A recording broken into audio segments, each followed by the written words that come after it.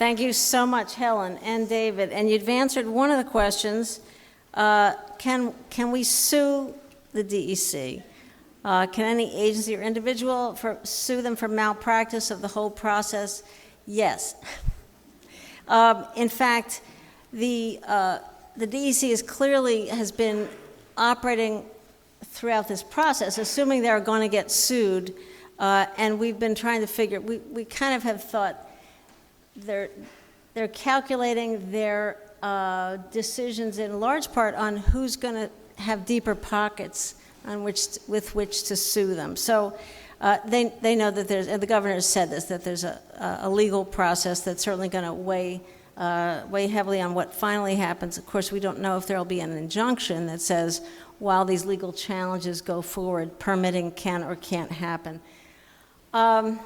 I know some people are already leaving. I'd like to. We have some questions. I think I'm going to make an executive decision here. We've got refreshments and papers.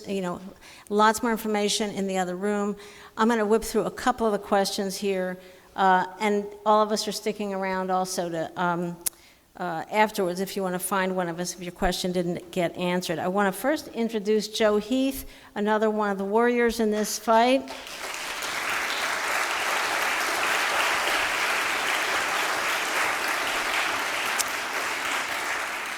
Who slipped me the note that said, relative to transparency in the health study. And by the way, how many elected officials are here tonight? I see a few, right? Okay. We know we have the open meetings law.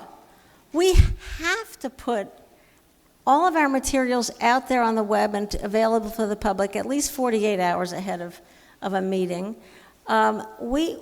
Everything we do, our emails, our correspondence, everything we do, you can have. If we don't just give it to you, you can foil us. You get that because you've paid for it.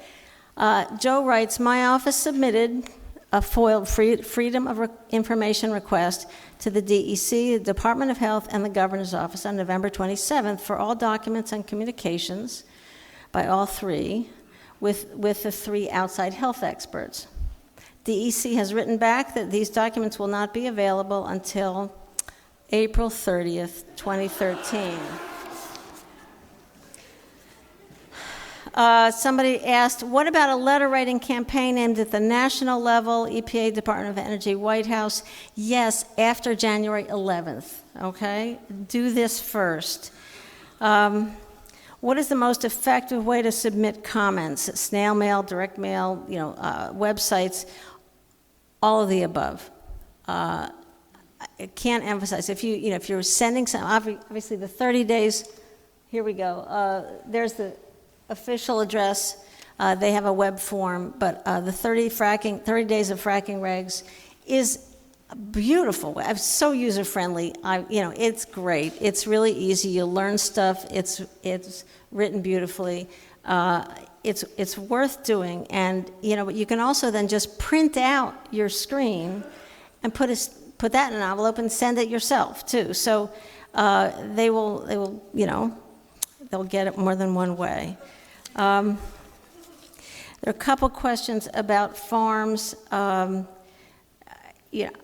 I think the impact on food production is certainly one of the issues.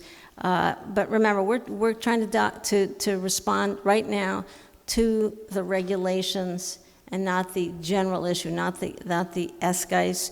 So try to, if you're interested in if there's any particular requirement related to food production and farming, then look for that and see if you can link it to a particular regulation. Why might New York State leaders be in a hurry to allow fracking? So I get to answer the political question. So I think they're tired. I think they're really tired of this. And I think, I know you'll be shocked to hear that things in Albany aren't as they seem. They're not, it's not, what they say is not actually what is true. So it's certainly a political issue and a political decision. The floating the trial balloon back in June that said where the governor leaked, well, maybe what we might do is just allow fracking in 5 counties, you know, in the southern tier, and you know, just the communities that want that. Well, think about that. If it's okay if a community wants it, but if a community doesn't, then we're not going to allow it. Well, why are we doing this at all? I mean, it's either safe or it's not safe. And it's not safer if your community happens to have very little economic activity and you might be desperate for the royalties or the jobs. That doesn't make the industry any safer. So this relates to another one of your questions. Why do this? Some feel this is an exercise in futility because we have to. It's necessary but not sufficient. We have to do all the above. This is the game. They've said, here's how you have to, you know, this is where we want you to comment. This is what we want you to comment on. And we have to go through this, but we can't stop. That's not enough.